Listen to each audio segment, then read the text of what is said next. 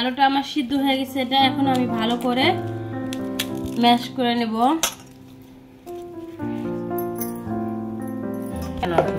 তোমার কি সমস্যা?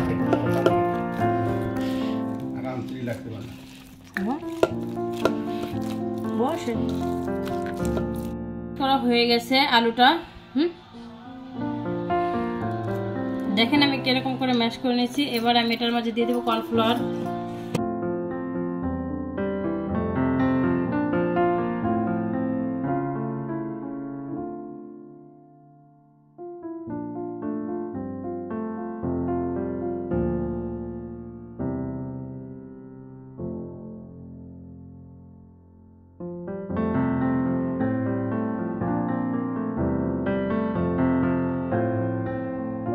ভাবে আমি সম্পূর্ণ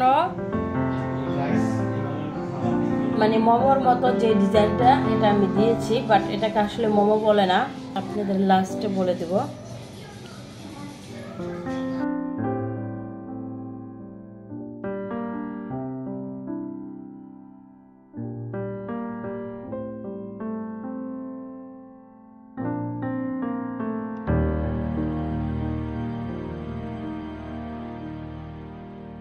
লাইট জ্বালাও, বড় করো, স্ক্রিনটা বড় করো। হ্যাঁ, তো গাইস দেখেন আমার এগুলো কিন্তু সিদ্ধ হয়ে গেছে। দেখেন কত সুন্দর সিদ্ধ হয়ে কিন্তু উপরের দিকে উঠে গেছে প্রত্যেকটাই।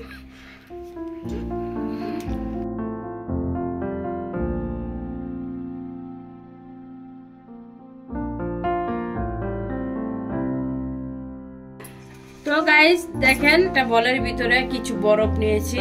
এখন এগুলো সিদ্ধ হয়ে গেছে, মোমোগুলো আমি উঠাইয়া বরফটার মধ্যে রেখে দেব। দেখেন এভাবে রেখে দেব।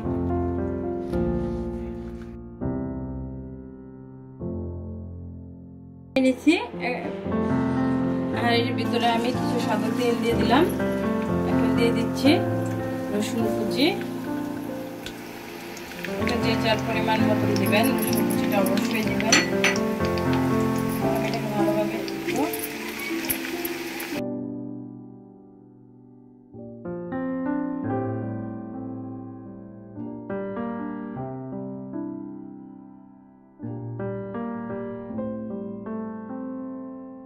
তো গাইস রসুনটা আমার ব্রাউন কালার করে ভাজা হয়ে গেছে।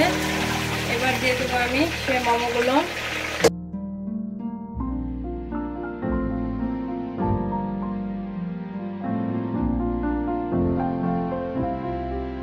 এখন আমি দিয়ে দেবো চিলি সস, দিয়ে দেবো আমি একটু chicken powder,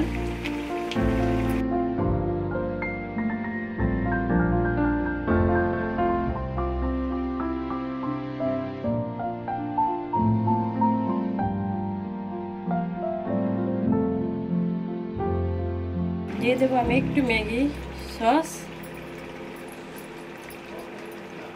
sorry Maggi sauce না, এটা একটু ফিশ সস যেটা সেটা।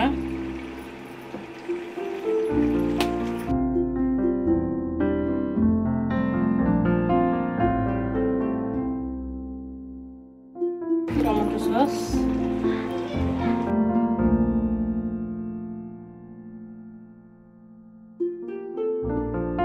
দিয়ে দেবো আমি পেঁয়াজ পাতা কুচি।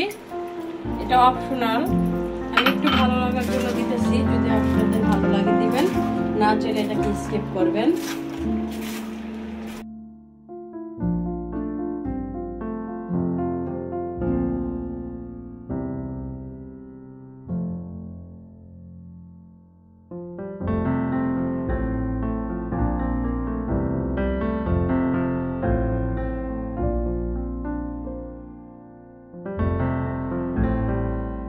কোরিয়ান মোমোটা কেমন হয়েছে?